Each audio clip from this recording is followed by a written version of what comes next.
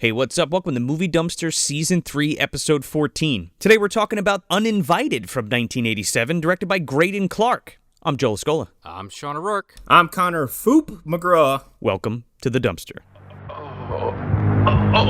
As near as I can tell, the cat that bit Mr. Harvey is highly poisonous. A poisonous cat. Now, how's that possible? I found a piece of blood-stained shirt this morning. Rachel and I took a pretty good look at the blood. And it was mutating like nothing I've ever seen or heard about. Maybe the cat's got rabies. Oh, I've seen rabies. I know what it does to the blood. This was a mutation.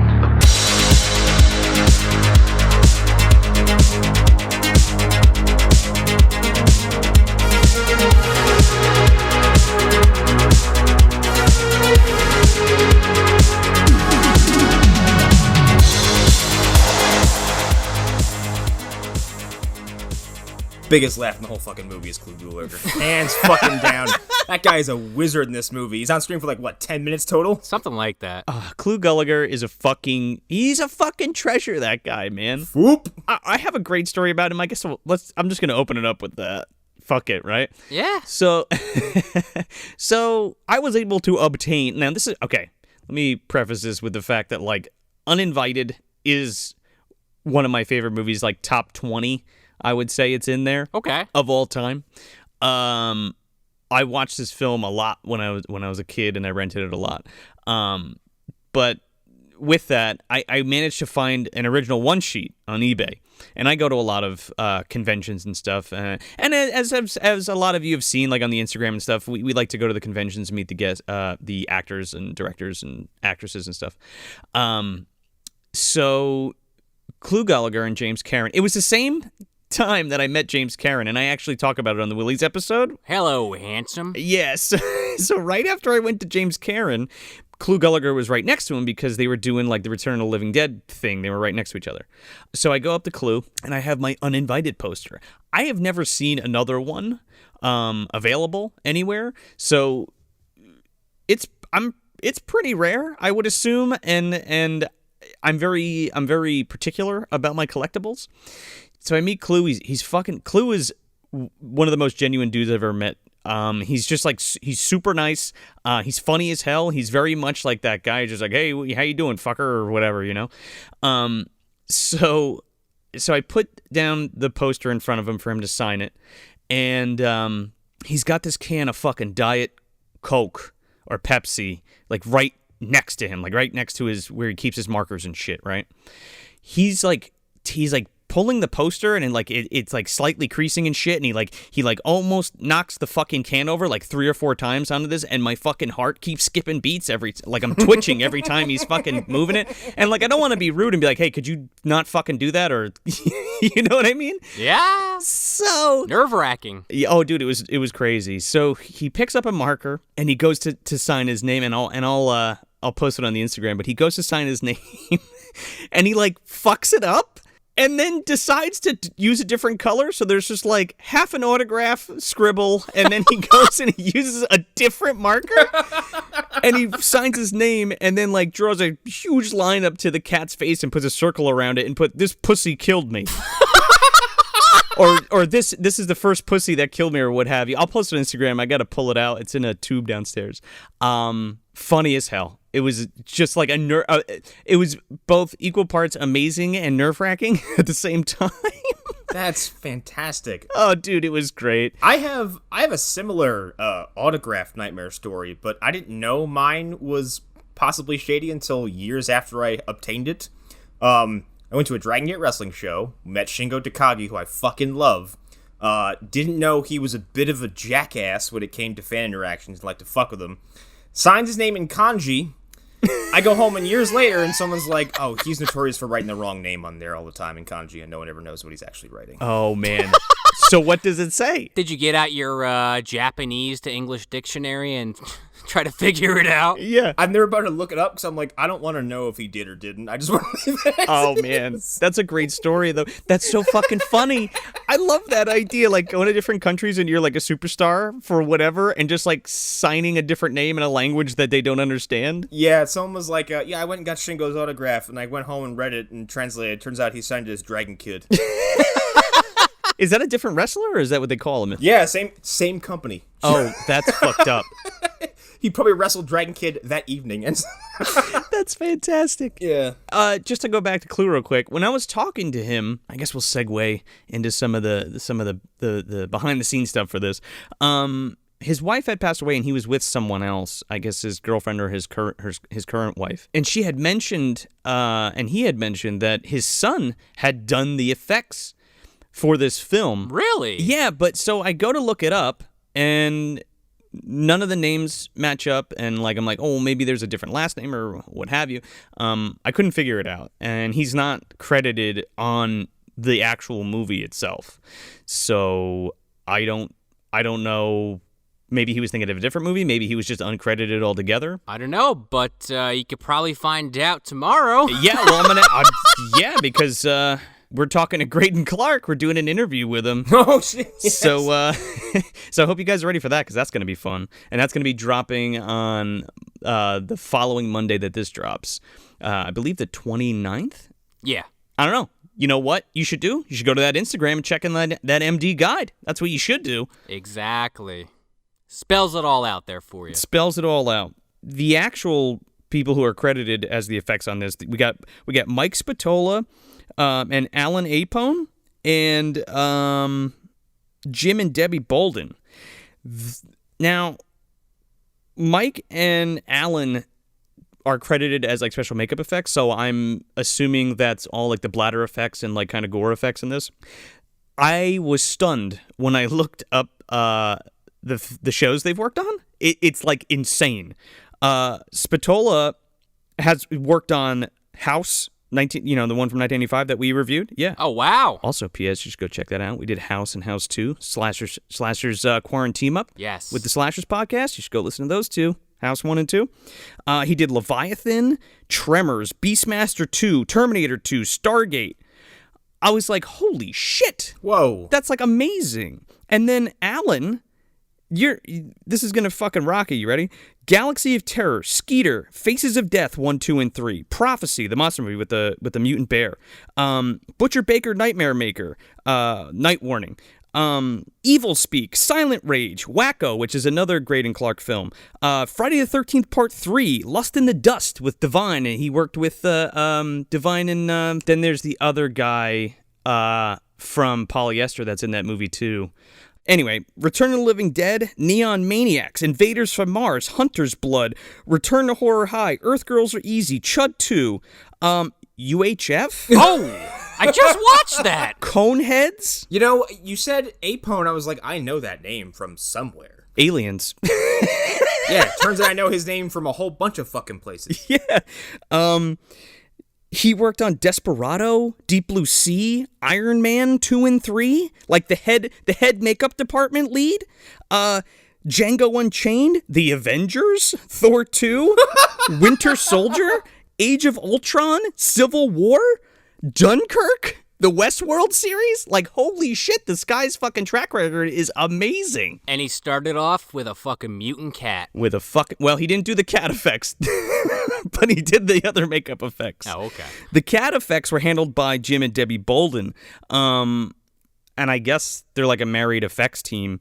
But Jim had worked on Predator. They both worked on Strays, and they both worked on Ace Ventura: When Nature Calls. Jim worked on The Scorpion King, Signs. Pretty impressive. And mostly it's all attributed to animal effects, right? Animatronic animal effects. So it kind of makes sense. It's kind of, yeah. That was a big part of their career, I guess, was making animals for movies. Anyway, they handled the cat puppet and shit like that. Speaking of mutant cats. Yes? That's basically what this movie's about if you haven't seen it at home. Sure is. You want to plot crunch it for us? Sure. So, at the local umbrella facility... a mutant cat. He's a fucking BOW, you think? Probably. The way this thing functions, as we find out as the film progresses, I think it fucking is. Yeah. It kills a security guard, and it runs out of the fucking facility, and somehow ends up with a bunch of, young adults, Clu Gulager, George Kennedy, and they're on a yacht, and it starts fucking killing them. And basically, the movie is all about them trying to get the fuck out of there alive while this cat is picking them off and while they're bickering. Yeah. More or less. It's basically, it's also like an espionage story. Yes. Where this guy... Wall Street Walter Graham, he's embezzling money, and the FCC's after him, so he needs to get to the Cayman Islands before Monday to, take all the money out of his bank account and disappear, right?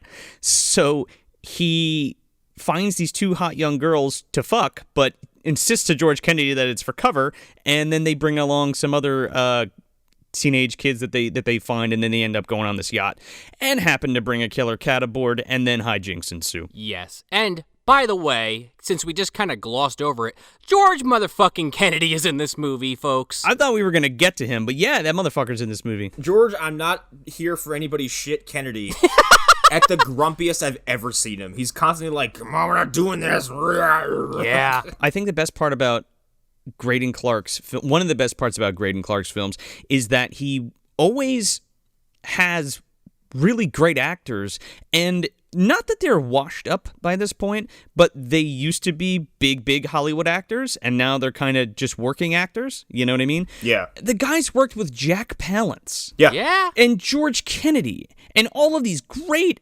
classic actors that are just so fucking great, and he puts them in a killer cat movie, but they do an amazing job. You know what I mean? And he's worked with Jodan Baker on multiple occasions. Yes. Yeah, Jodan Baker, yeah. Joysticks, and what was the one you like so much? Final fucking Justice. Final Justice.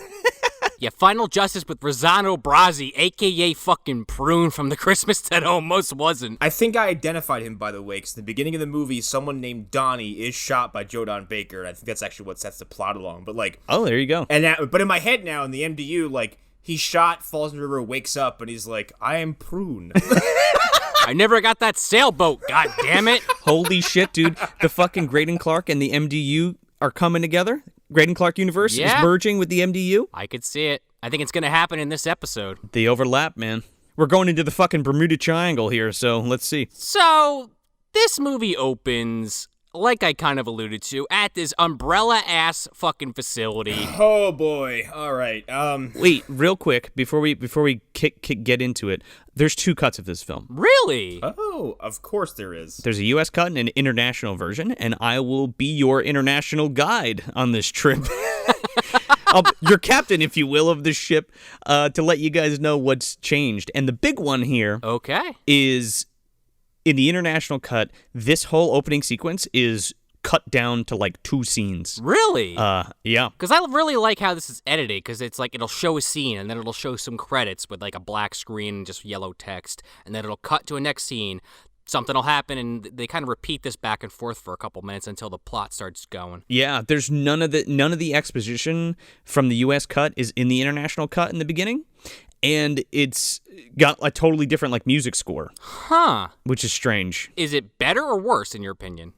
The music. No, I like the score of the US cut for sure. Okay. But yeah, so we go into this fucking facility, and we're introduced to Dr. Gray. Greydon Clark himself. Dr. Greydon Clark, I guess they might as well have called him. And they're so right away, the first shot of this movie is cat x-rays. And I'm like, finally! One of them goes it's probably a teratoma. We have to cut this cat open right now. I'm like, okay, let's see how this goes.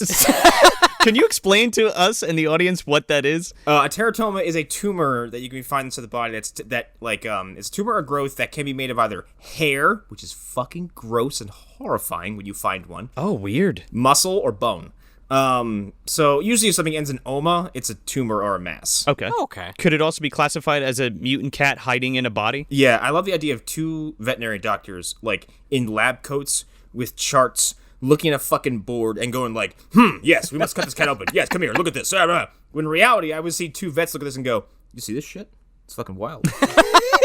That thing's huge. Well, these are umbrella scientists, Connor. Of course they're going to cut it open. Oh, yeah, man. So when they cut back the credits, they cut back and like one of these guys has his cat on a table and I'm assuming they're about to sedate it. Well, they're going to administer the rest of the G virus.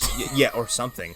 Looks like they're trying to induce it. I'm like, okay, first of all, your surgical site is a fucking disaster. It's just like a metal table with no gloves or anything. Yeah, that surgical pack is open and has a syringe full of crap that you just grab with your bare hands, so it's no longer sterile. He's got like a Dr. Giggles doctor bag. Yeah, and then he grabs the syringe. This cat is like 9 pounds, first of all. So to like put this cat under, you need like 2 cc's of something.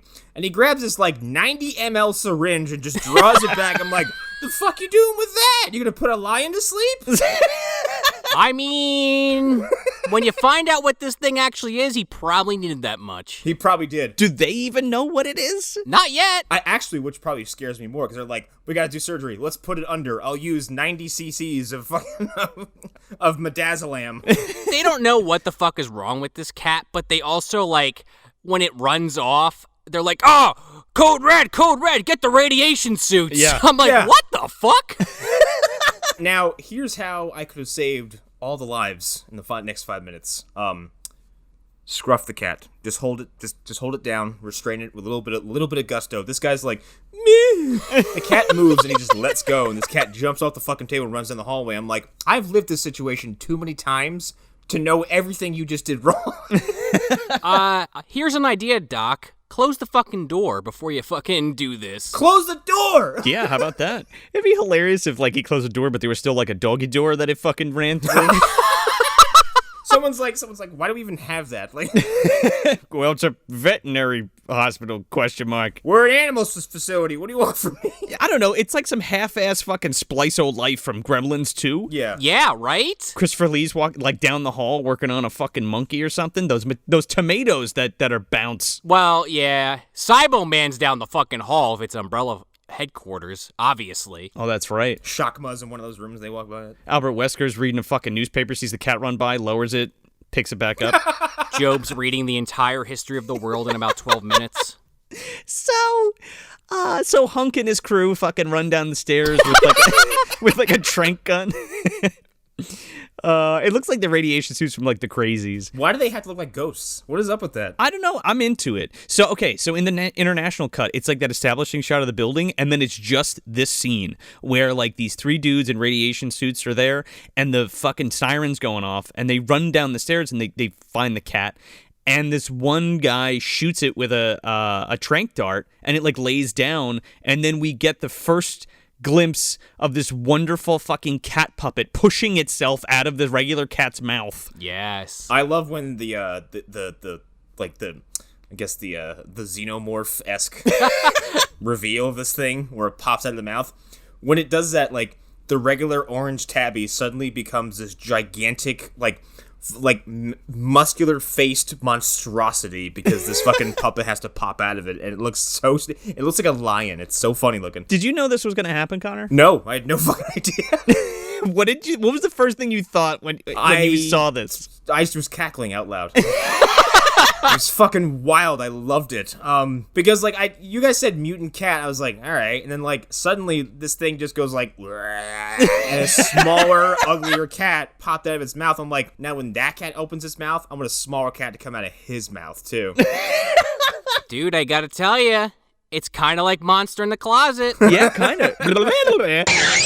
It even screams like the fucking monster from Monster in the Closet. It's like,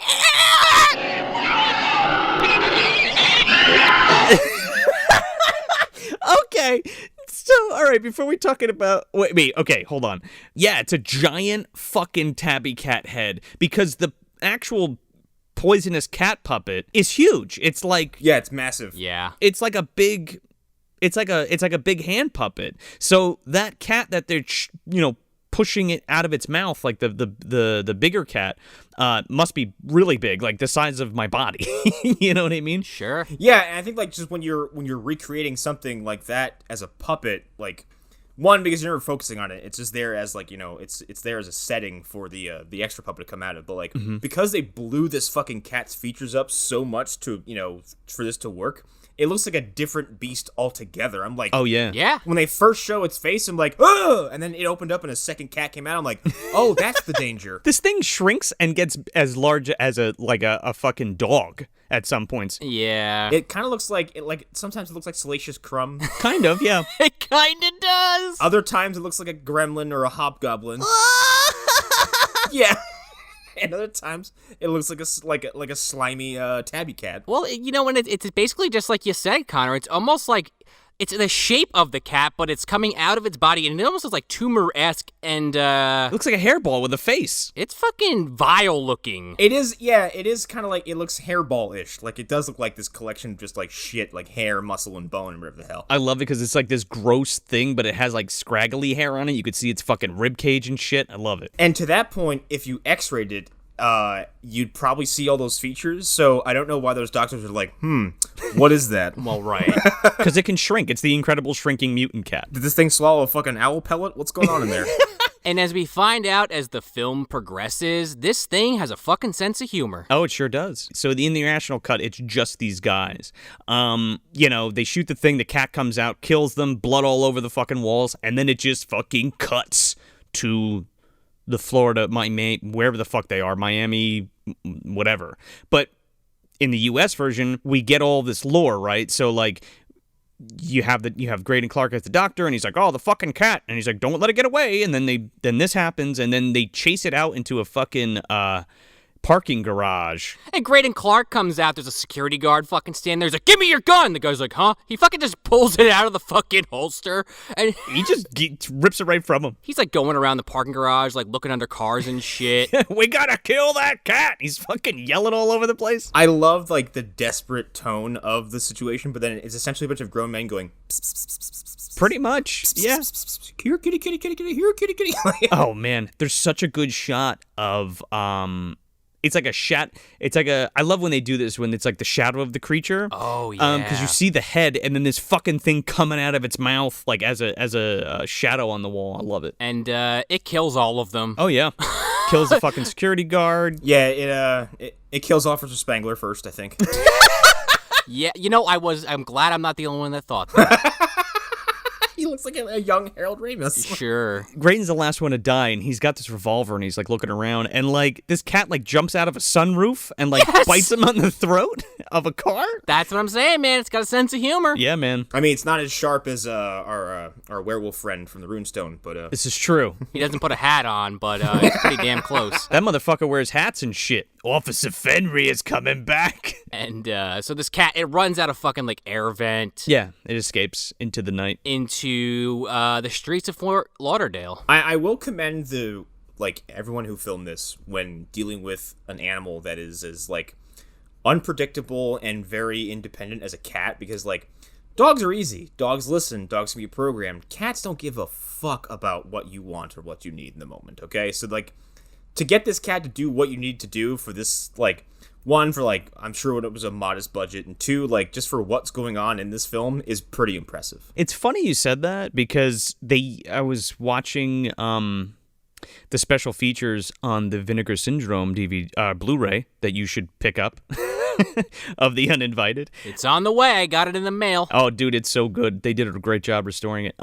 But yeah, I watched an interview with the cinematographer, and he said there was like 7 different cats. That doesn't surprise me at all. And again, he said the same thing. Like, it's not like a dog or a horse or something. Like, they're super. I mean, obviously, if you have a cat, they're super temperamental, and they do whatever the fuck they want to do. Yeah. You know what I mean? So, like, it was hard to get it to go on cue and shit and get the shots and stuff. But to your point, And any scene where, especially coming up when I think it was a character Suzanne was her name. Suzanne. Suzanne is like, oh, kitty, and she's like, I'm gonna take the kitty. The cat's like, let go of me. Like, Put me down. this cat does not want to be held by a single soul in this movie, and every time someone's holding it, my eyes are on this animal. I'm like, it just wants to go away. It just wants to get away, and it's trying so hard. There's a lot of insert shots too of this cat just lounging. Yeah. Speaking of Suzanne and Bobby, we're introduced as Suzanne and Bobby. Suzanne's played by Sherry Shattuck, and Bobby's played by Claire Carey. I love the alliteration of both of their names, by the way.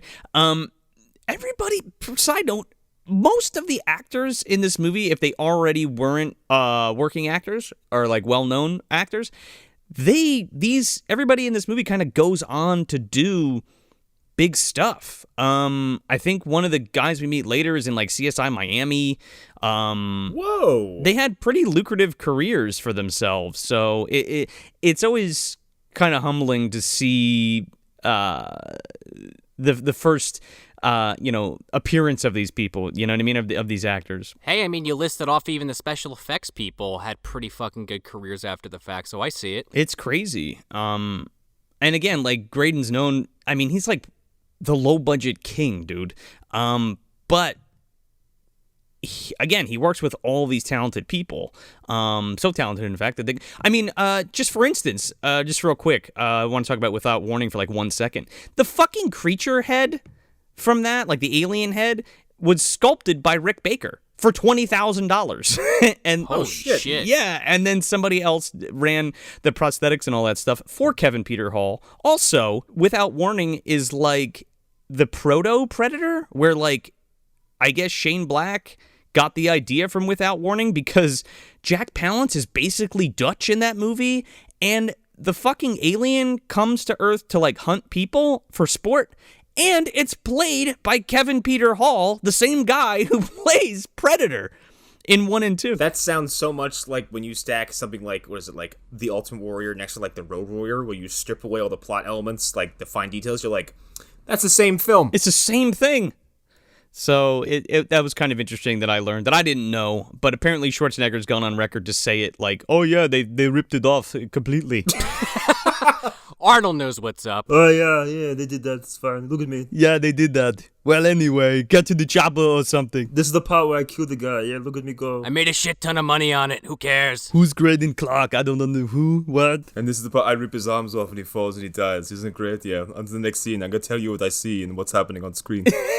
I'm covered in shit head to toe. I don't know where that accent came from, but you sound like Jurgen Prochnow over there. What do you this is why I don't do accents on this shows, guys. Love it. Hey, Joe does them, but he always does Christopher Lambert, so don't feel bad. Hey, it's cool. It's funny. Works out. So we jump to this fucking outside of this hotel with and we meet Suzanne and Bobby. Mm-hmm. They have all their bags and everything, and they're like, yeah, we can't find any place to stay. We need to find some place to stay. They're basically bickering. And they just say, fuck it, let's go in. Maybe we'll get lucky. It's spring break, by the way. Yes. And of course, they're just in their, bikinis the entire film, which, why the hell not? They're 80s as fuck, and I'm here for that, dude. They have, like, these beach shirts on. Yeah. Like, you'd wear, like, a big, not me, but, like, some women wear, like, big shirts over their swimsuits or whatever. But they're, like, there's huge holes in them. Right, intentionally to show off their bodies. Yeah, it's like a covering. They're both cut and dressed like the Brooklyn Brawler and like other 80s wrestlers who wear their fucking shirts. Yes. Like very strategically sliced and arranged, so like... Love it. Again, I'm here for it. And there's no bones about it that they are there to get laid. Like, that is their fucking mission. They talk about it the entire movie. Well, they're there to fucking have a bunch of fun. One of this movie's running themes is horny. Yeah. Well, they're young kids. It's spring break. Absolutely. But even when the adults is like, I want to get laid, and everyone's like, you're trying to flee the Cayman Islands. He's like, but I want to get laid. We're trying to smuggle $3 million to the fucking Cayman Islands. Could you just stop trying to fuck everything? We're trying to money launder. Will you put it away? Yeah, we're trying to money launder. The FCC's knocking on our fucking door. You'll attract the attention of the discipliner. And speaking of that horny old man, we're introduced to one of his several scenes where he just stares at these women creepily from a balcony. Joe Biden, everybody. Wow. I mean, Alex Cord. Oh, you know what? That's fucked up because I love Alex Cord. Yes. Wall Street Walter. Yes. Alex Cord is in one of my favorite Monsters episodes called Rouse Him Not. And he plays like this sort of like Knights Templar guy who fucking defeats this monster in Lawanda's basement. Lawanda from Problem Child 2. She's like an artist who moves into this cabin. Oh, I think I saw that one. Yeah, it's a great episode. He has this kind of Vincent Pricey charm to him. A little bit. He's like a subdued Vincent Price, kind of. I mean, that's a bad Vincent Price, but like that kind of sounds like him. I also got like weird Hank Scorpio vibes from him from The Simpsons. Okay. Yeah. Again, big actor in the 70s, 60s, and 70s. So he comes down and he's like, oh, yeah, you guys can't get a room. He's like, you're two hot broads. Yeah, come with me. And they're like, okay, sure. He's like, no strings attached. I just want to have dinner and then maybe fuck you later. What do you say? You don't have any problem with me being incredibly sexist, do you? No? Okay, follow me. I'm rich. I'll objectify you for hours and hours. Is that fine? I'm rich and I have a yacht. What do you say you come party with me? And now he's a Twilight Zone host. He slips right in and out, dude. There's a yacht in the middle of the ocean. So I try to feel you up. Oh, wait a second. Welcome to Wall Street Walter's yacht. That's going to play a lot better soon. So they go to the dinner with this guy, and then we cut to George Kennedy pulling up in this fucking limo. These people, like, making out in the bushes? Yes. and he his name of his character is Mike Harvey, but it's George Kennedy. Yeah, oh yeah. Much like Albert, as he's known in this film, is just going to be Clu Gallagher, but they both show up together. He's like, Clu Gallagher basically plays like his muscle, but he looks older than fucking George Kennedy. It's Gallagher. Oh, Gallagher, my mistake. Also, Clu has, like, these fake teeth in. For whatever reason. They are amazing. They're like part of his character, and he talks like this, kind of. He has fake teeth and constantly looks like he's on the verge of his 7th heart attack. Like, Albert's constantly jumping around and sweating and, like, clutching an arm. Like, apparently he, like, didn't take the film seriously, go figure. Adds up. But he's a character, dude. He's funny, you know what I mean? Yeah. He's just a funny guy, and I mean, he brings a lot to this film. But anyway, go ahead. Yeah, so George Kennedy, he comes in and kind of like you guys were talking about a little earlier, he sees Walter and these girls at dinner, and he's like, come on, we have a fucking meeting, like, we gotta go, like, what are you doing? He's like, come on. He's like, sit down, George. He's like, no, we gotta go, like, right now. He's like, okay, I have this yacht. If you want to meet me there tomorrow, that would be great. We're gonna party on my yacht. Meanwhile, like a vein in fucking Harvey's forehead is, like, bursting right now. We gotta go! Well, the second they walk away, he's like, what the fuck are you doing? He's like, we can't bring these women. He's like, come on, a little party, a little fun. What's the big deal? It'll be a cover. You gonna miss this appointment for a couple of bimbos? Yeah, George Kennedy is not fucking putting up with any shit in this movie at all. It's a lot of money on the line, dude. Constantly annoyed. I love it. He's like, oh yeah, it's just, relax. It's just a cover, for the FCC. And he's like, you don't want those girls for the cover. You want to fuck them. And he's like, I'm not having it. And Walter's like, I won't argue that, but anyway. But, okay, you're right. And he's like, broads are a pain in the ass. Or he says some shit like that. It's funny. He says young broads are a pain in the ass. Hey, old broads are a pain in the ass, too. Women. So then we cut to this fucking yacht. And there's this guy, Daryl. I haven't seen this movie in a while, and I forgot how important this guy was. I was like, oh, yeah, I forgot about this guy. I wonder why I don't remember this. And then he is out of the film in like 5 minutes. His name's Daryl Perkins, and he's like, I guess his lawyer? Or something. Oh, this fucking dude. Yeah, guy obviously being set up to be murdered. Yeah, he's like, the FCC's gonna put me in jail. I'm not like you guys. I'm fucking broke. My fucking family's gonna be killed, and I'm gonna be put in jail. And they're just like, well, there's $1 million on the line here if you can do it for us. He's like, I don't know. I don't want to do anything illegal. Can I just leave? I don't want to rock the boat. Yeah, literally. He's like, George Kennedy's like, are we the first ones you talk to or what? And he's like, I'm not going to say anything to anybody. You trust me, right? And Walter's like, yeah, sure, we trust you. Why don't we fire up the hot tub real quick? I want to have a talk. Let's go for a walk on my yacht that has very few places to walk to. Let's just step outside about 20 feet. It's right there. Right, no, further, right there. I love, like, how Walter has all this panache, like, well, here's a story about blah, blah, blah. And then George Kennedy's like, you're not going to fucking blackmail us because we're going to kill you. Yeah, I also love the way this is framed and staged because, like, they show the hot tub and they pan up and Walter's sitting there, one with his pants rolled up. It's the funniest fucking thing. Like he's going to put his feet in, get his feet wet. But he still has his shoes on. It's funny looking. And then, like, Albert and Harvey are, flanking him his left and right. And, like, obviously standing like henchmen. And then when they cut over to Derek, He's just off in his own space in like this black void, and like you're literally being filmed as if you're about to be murdered. Oh, yeah. He would have had a better chance of surviving if he just dove over the side of the fucking boat. I know. Question, why George Kennedy pulls a gun on this guy? Yes. Yeah. And instead of just shooting this guy in the head and throwing him overboard, they decide to push him into the hot tub, and Clu Gulager drowns him in the hot tub. Drowns him with so much effort, like he's clearly fucking blowing gas like halfway through it. And like Harvey's just got a gun like trained on the pool. Like, I mean, I guess I'll shoot him if I need to. If I have to. If I have to, I just don't want to fucking be here. The best part is this guy stops moving, and Clu's fucking all out of breath, and they're like, "Yeah, Albert, you okay?" He's like, "Oh," he's like, "Yeah, it's just I'm really tired after that." They're like, "Okay, you want to go inside?" He's fucking shook, dude. And Walter's just like, "Great. So why don't you clean it up and then get everything for the party, would you please? Thanks." Now, he says the party is in like an hour, and then they cut to the next scene, and it's broad daylight. Because it's the next fucking day. I know. Like, what the fuck? Maybe he had a party that night too. Who knows? Well, I think he did. It's implied he did, because later on we'll get to the scene later, but when they go on the boat, there's all that food that's fucking just piled up on the table that's like clearly half eaten. Oh, okay. Okay, so this is where one of those weird cuts happens again. So in the international version, we actually go and we meet Corey, Lance, and Martin at this like pizza shop, and they're like having pizza, and it's like, "Yeah, dude, we're on spring break, bruh." And like Lance like drinks a fucking pitcher of beer and shit, and they're like macking it to these chicks, but they're just like gross, like the guys. That whole scene is like excised from the U.S. version. Really? Yeah, and replaced with this scene. Yeah, which, by the way, like, what's his face? Bearded guy. Was it, Martin. Well, Martin, but they call him Hedgeworth the entire movie. Yeah, when Martin appears, I was like, where did he come from, and who is he affiliated with? Because, when you introduce this trio, you just meet two of them sitting on chairs, just going like, yuck, yuck, yuck, yuck, yuck. Yeah.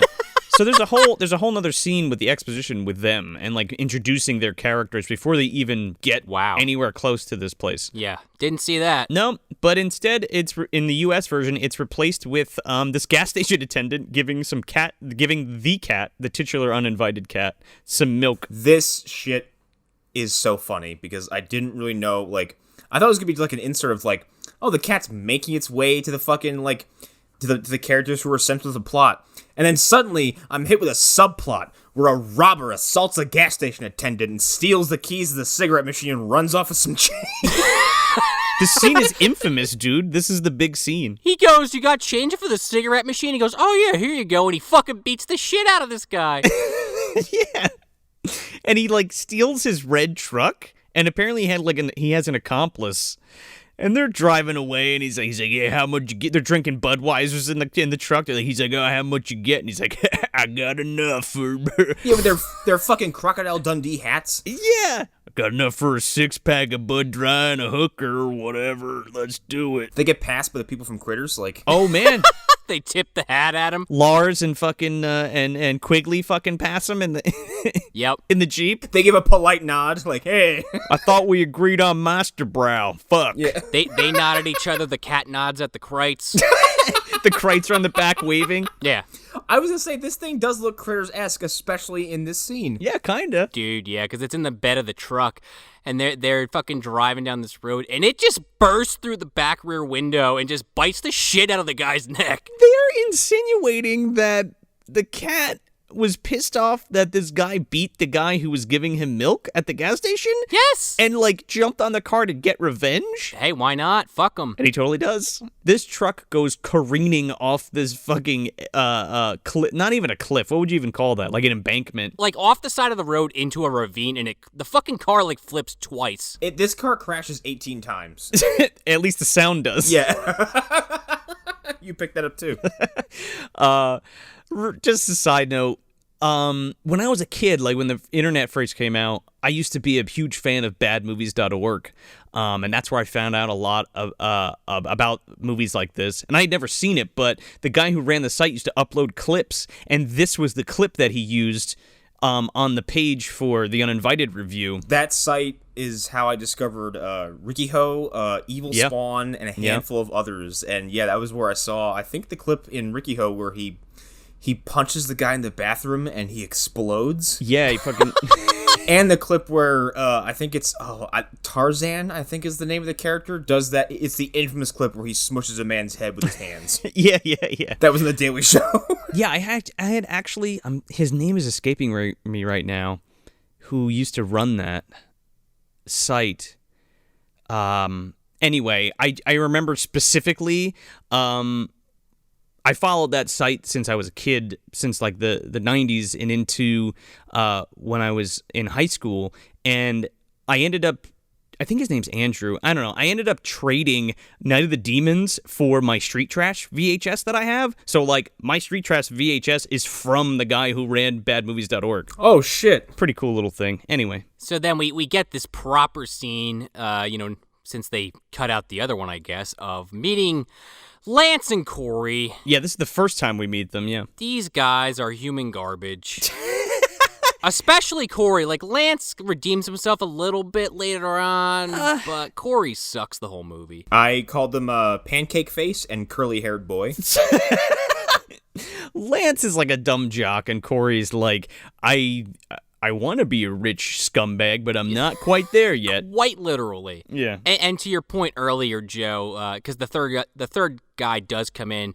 His name is Martin, but it's Martin Hedgeworth. Yes, and they call him Hedgeworth. But those two girls, Suzanne and Bobby, also stroll, and they're at like a marina. Yeah. And Corey's like, yeah, we don't go to clubs or anything. This is just a place where you find chicks at a fucking marina. This is the place where you find sophisticated chicks, man. Chicks who like money. And then Lance goes, wait a minute, we don't have any money. No, he doesn't say that. He might as well have. Yeah, not tired fishermen who are exhausted from a day's catch, like women. Like It's a wharf. Tired fisherman? This guy is dressed like a fucking fisherman from the Blue Man Group. This ridiculous blue fucking what would you even call this? Fisherman's cap? Oh, dude, it's a fucking bucket hat. Yeah, bucket hat. He's fucking Gilligan on steroids. On that note, yeah, they come in and basically they tell these guys about, oh yeah, this fucking guy we met last night. He probably won't mind, but he's got this yacht he invited us to. Yeah, come along. Bobby goes, you want to come party with us on the yacht? We need somebody there just in case this guy tries anything. And then she like feels up Lance's leg, and he's like, oh fuck, dude, we're gonna get laid. And Corey goes, Walter Graham, like Wall Street Walter. He's like, oh my god, I gotta meet this fucking guy. My hero. oh my god, I'm suddenly erect. Yeah, and it's like, whoa, dude. Is that a banana in your pocket? Or you just happy to hear about Wall Street Walter?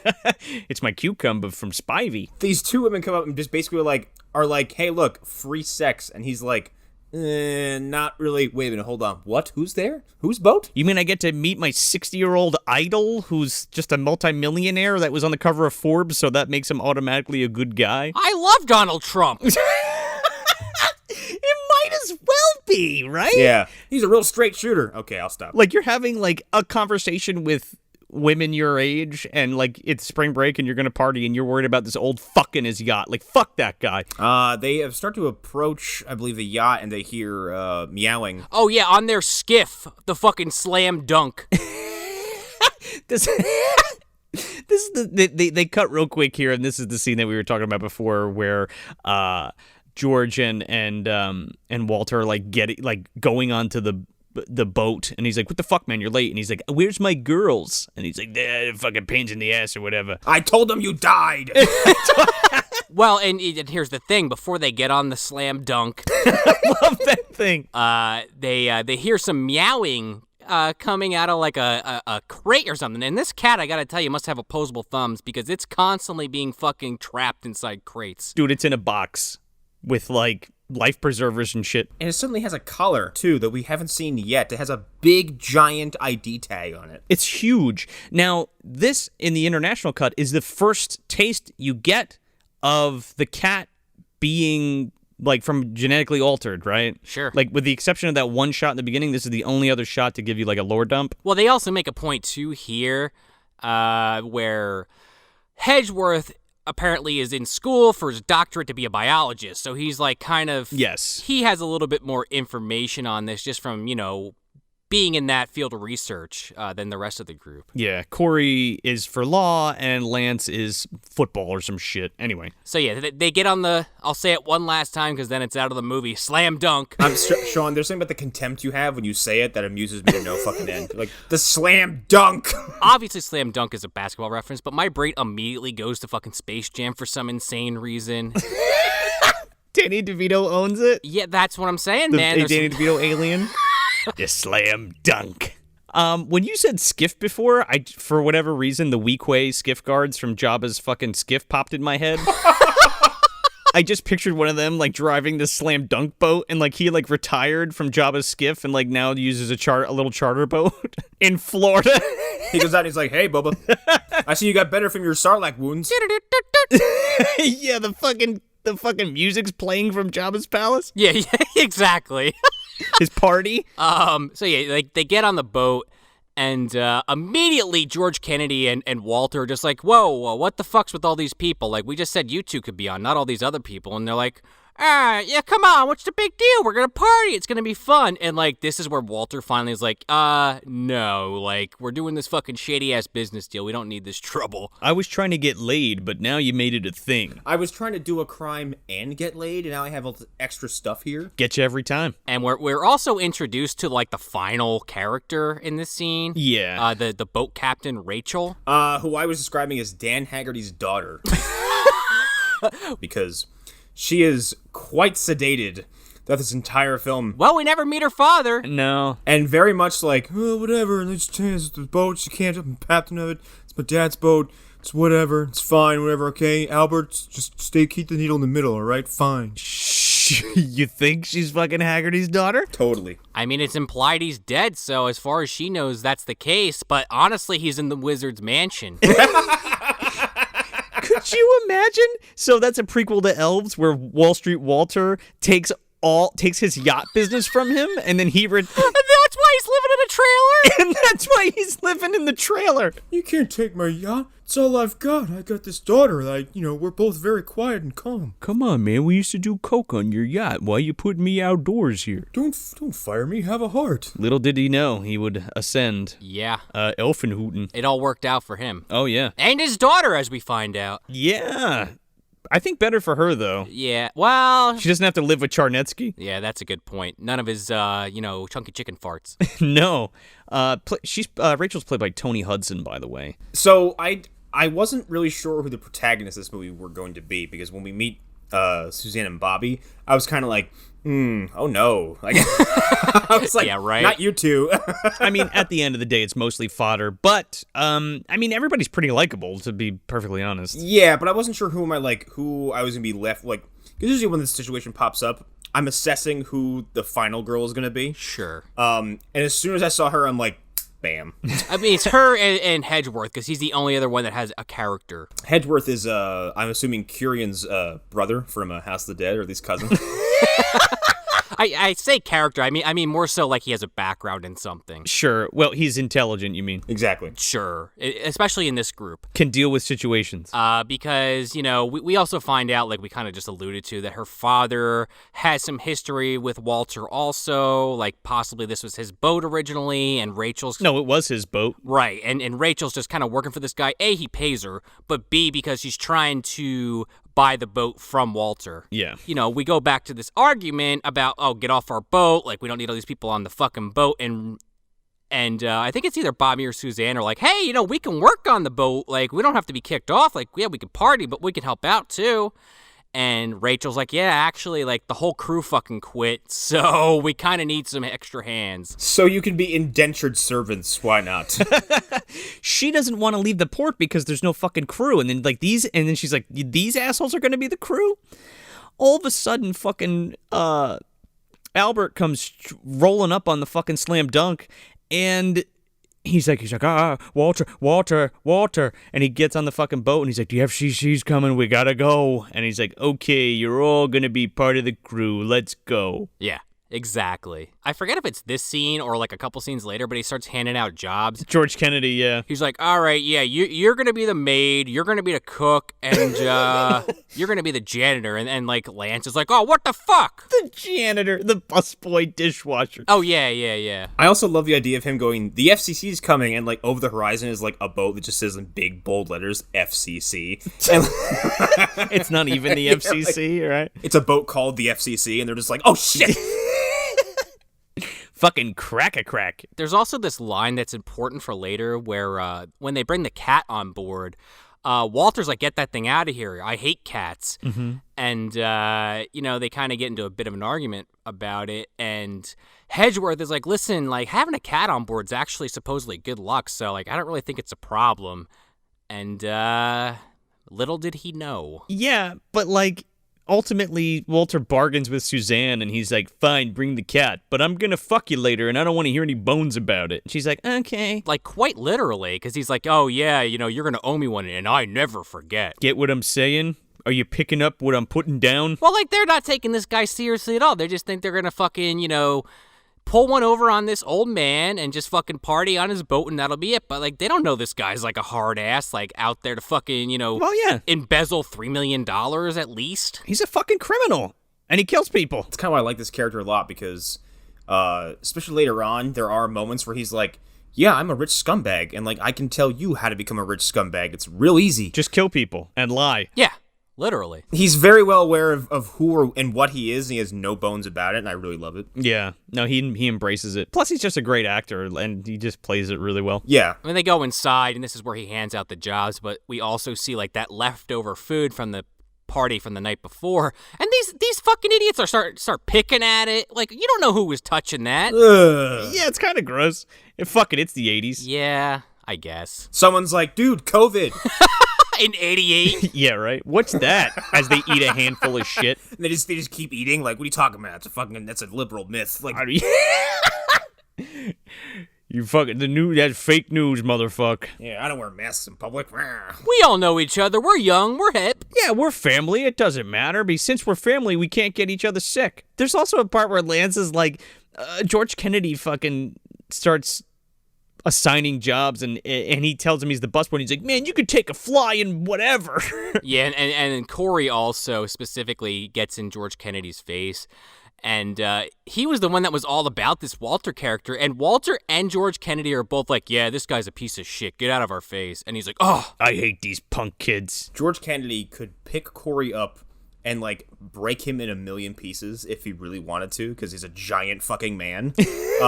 So this guy, like, stepping up to him is like, and just how this character was in the film, it's like, boy, I'll backbreak you right now and not break a sweat. Like, and then we cut to fucking Rachel teaching Clue Gallagher how to drive the boat. And he is not paying attention at all. He's like, I don't want to drive the boat. I can't do this. I got the shakes because I haven't drank in an hour. because I haven't drank, I did a lot of cocaine. Walter's like, relax. Either get us out of here or I'm going to make Albert the captain.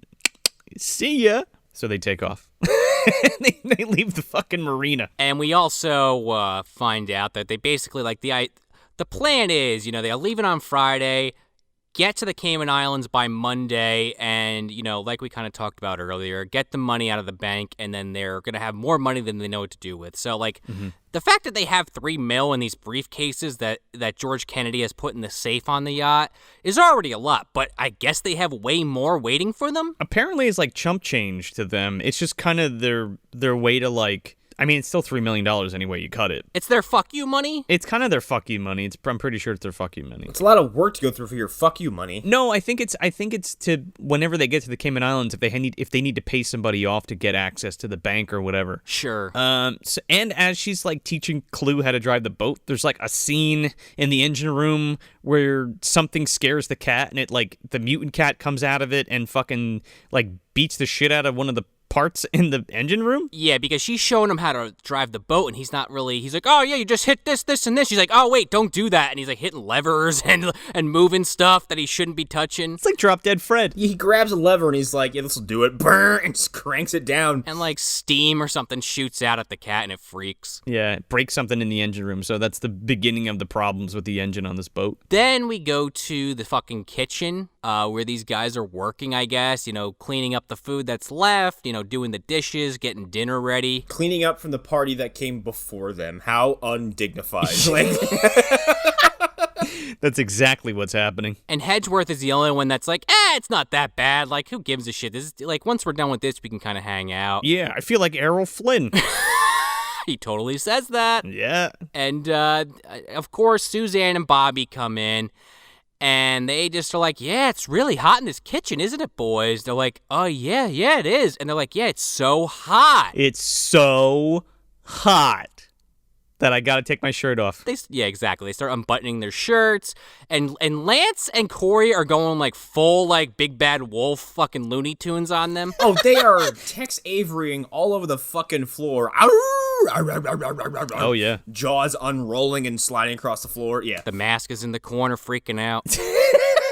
Stanley Ipkiss is like, oh shit, I better put this on. And then they just start like making out with these two guys while Hedgeworth is just like awkwardly standing there. Yeah, Martin's like, well, now I feel like fucking Woody Allen. Don't quite get that one, but all right. It's supposed to be, well, like the Larry David thing, you know what I mean? Where it's like, yeah. Shucks, I could be making it with a hot woman, but I'm not. Instead, I'm the asshole washing the dishes while they make out in the kitchen. Shirtless. Instead, I'm that director who fell in love with a very young woman. What? Yeah, I fucked my stepdaughter, and now I married her. But there's nothing weird about that. Listen, I think my 13-year-old daughter's attractive, and I don't think it's weird. You shouldn't think it's weird. Don't bring it up. I mean, if I wasn't married now, and she wasn't my daughter, I would, it's fine. Question mark. Build that wall. Sorry. Hey, he built it. Sure did. Right around the White House. He did around his house. Oh my God. You think Epstein was on this yacht? Probably. At some point. That was the party that happened before them. Oh my God. That was the party they had before them. Holy shit, you're right. Don't sleep in those beds. Someone asks who was in the yacht before, and Harvey just pulls a gun. He's like, you ask again, I will shoot you with no questions asked, okay? We talking about George Kennedy Harvey, or is Harvey Weinstein there? Oh, no! I think both, right? No. I mean, if we're playing up this gag, we want to take this any deeper. Oof. Oh, no. I already went down that rabbit hole way too far. Let's pull it back out. Sure, okay. So it's nighttime at this point, and everyone's kind of hanging out below deck, except for Clue, who is supposed to be fucking driving the boat. But this motherfucker, stops to reach into, the refrigerator behind him to pull out a bottle of wine and is just fucking chugging this. Oh, man. When he starts fucking drinking, everything goes to shit, and it's hilarious. I was clapping my hands like a fucking seal the whole time. He's just being ridiculous. And at some point, he's just swigging this fucking bottle away. And he goes, yep, Captain Albert, FOOP. Captain Albert, this one's for you, baby. I've seen the glory of the coming of the Lord. And he's driving this fucking boat. But yeah, the exclamation of F-O-O-O-O-P, I guess, really fucking stayed with me. Because I'm like, of all the sounds to make as a self-affirmation, he went with FOOP. FOOP. Rachel comes and she finds him drinking and she's like, get the fuck out of here. She's like, you threw us off course. And he's like, aye, baby. Yeah. And he just leaves. He is doesn't matter what happens. He's like, I'm committed to having a good fucking time. Fuck it. I had to kill a man today. Meanwhile, Walter is drunk out of his mind, eating a banana. Telling him this fucking story. Basically telling them about his embezzling, and none of them even bat an eyelash. So I goes in there, and they say, I'll give you $15 million if you walk out of this room. I looked him straight in the eye, and I said, no. And then George Kennedy, who has done nothing but bitch and complain this entire film, was like, yeah, I remember when that happened. That was great. And he's like, yeah, it happened, but we didn't walk. We only walked after $25 million, and that's the story. Okay. Can we stop telling him about all our fucking embezzlement stories, please? He suddenly realizes he's having too much fun. He's like, Walter! I'm pretty sure, like, none of these people are getting off the boat anyway when they get to the Cayman Islands. Like, Well, that's a good point. If there was no mutant cat, I feel like everyone would get a bullet in the fucking mouth. I'm pretty sure George Kennedy is gonna just execute them while they're sleeping. Also, they're in Fort Lauderdale, Florida for spring break, and they end up in the Cayman fucking Islands. Like, what did they think was going to happen? They're just going to take a plane back? They're going to get back on the yacht and go back to Florida? I guess. Or they're gonna sail all the way back. That's a lot of time with these scumbags. Like 4 days. 8 days. Well, yeah, right. Oh my god, Harvey would have shot them all before the 4 days were over, trust me. Oh yeah, if there was no mutant cat, it was just him. Yeah, Harvey's like, I'm giving this 12 more hours, I'm putting bullets in each one of them. I don't need this shit. Well, Rachel, she kicks Captain Albert out of the fucking captain's cabin and realizes, shit, we're way off course. But then we go to Albert walking around the fucking deck. Yeah. Finishing this bottle off, and he's like, I gotta get another one. And again, this cat is inside the fucking, like, crate, like the refrigerator with the wine bottles. It's in a box with, like, life vests and shit. And he's, like, moving the life vests out of the way. And I guess Albert's hidden stash? Yeah, and he's like, there's my wine, baby. And he's like, get away from that wine, little kitty cat. And he fucking pulls the fucking bottle out and opens it and takes a fucking swig. And he's like, oh, you want some of this sweet little pussy? And he fucking takes a sip and spits it all over the cat. He kind of had it coming. Oh, man, it's a fucking great scene. Like, the way that Everybody that's been taken out up until this point kind of deserved it. Sure. Everyone has asked for some kind of comeuppance at the hands of this cat. So far. And then he kind of just sits in befuddlement while this fucking mutant cat, again, comes out of this thing's mouth. And then bites him on the throat. Well, first, he sees it, like, coming out of the mouth and starts freaking, so he breaks the wine bottle, I guess, in an attempt to stab it, but just, like, doesn't? No, he just stands there and takes it to the neck. And this is the first kind of scene we get where you see what happens when this thing actually bites somebody. It's poisonous. It, like, poisons you with its bite. B-O-W. Oh, yeah, man. There's like fucking Umbrella's finest. He's like, you can see in his neck like little prosthetic bladders and shit, like moving, like veins bulging out and popping and blood shooting all over the place. And this is intercut with like these assholes dancing inside. Yeah. Yeah. This is some of the worst dancing I've seen in my whole life. Yeah. Corey's dancing with like his hands in his pockets, like butt humping fucking Suzanne. All the Make Crispin Glover's dance from Friday 4 look like an absolute masterwork. These chicks are like, what's happening with these dudes? They're into it. Yeah. I mean, when you're on a boat and there's nowhere else to go, like, you might as well just, kind of go with the flow. Yeah. So fucking Clue is like dying and he fucking takes a dive off the back of the boat into the water. And I guess George Kennedy hears this over all the bad dancing and music. And he's like, what the fuck was that? Sounded like Albert fell into the ocean. That sounds like something annoying. I better go investigate it. Yeah. Sounded like a punk. Sounded like a punk kid. Someone show weakness in this boat. I have to go sense it. So he leaves the room and then, like, comes back. And in the time that he leaves and comes back, Walter has kind of stepped in and started dancing with Bobby. He's like, yeah, Lance, get the fuck out of here. And George Kennedy comes back in and he's like, yeah, Walter, you need to come with me right now. He's like, He's like pantomiming towards the girl. He's like, this is important. Let's fucking go. I'm trying to get laid here. He's like, Walter, we're trapped on a fucking yacht with them. Just come on. They're not going anywhere. Yeah, they're not going anywhere. That's an ugly thing, too, because, like, as soon as he has his way with them... Oh, my God. Then you just kind of have to sit there for another 3 days? Yeah. We're going to get to that in a little bit. Yeah. So they go up on deck and, like, they see blood and shit where Albert was, and George Kennedy's like, that fucking idiot, he fell overboard. And Walter's like, oh, no. He's like, Rachel's going to want to go back for him and whatever. I don't need this. Let's just pretend we didn't see it. And they're like, okay. Meanwhile, there's blood all over the place. Yeah, they just start whistling Camptown Races like fucking Terry O'Quinn. Fucking, yeah. Flick who? Who's Albert? Walter walks back in and just waves his hand. He's like, there was no Albert. Only Zool.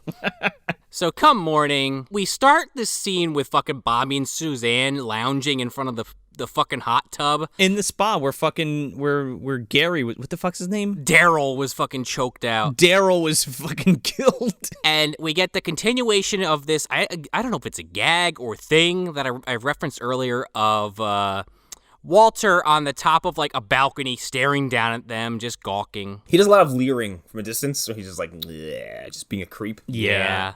Like the uncomfortable stares. Yeah. And Rachel comes up to him and she's like, yeah, the engine's overheating. We got to kind of turn it off and just drift for a while. And he's like, hey, whoa, this is screwing up my schedule. We can't do this. We need to be on time. I can't spend a week with these girls.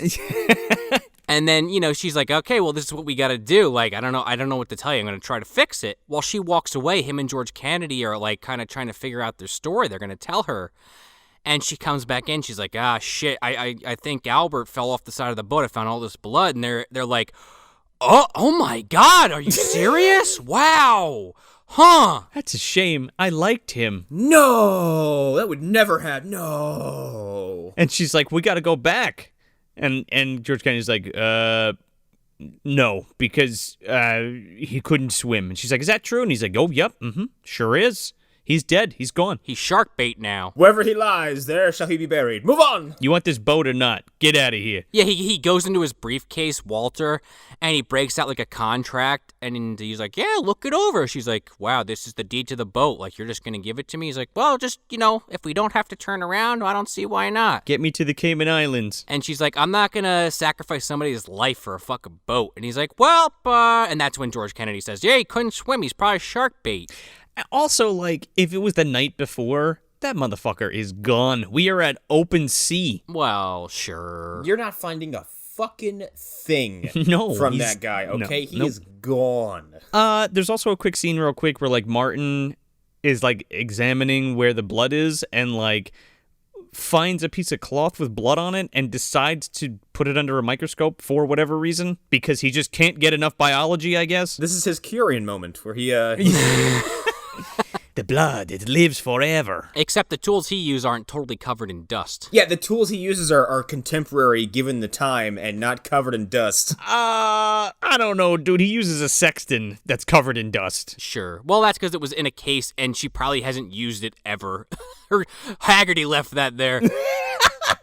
Hey, did you find my sextant that I got from that island of the dead?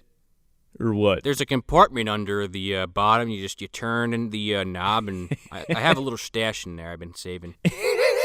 You need the eagle medal to get to my stash. It's got a keyhole with a carving of a knight.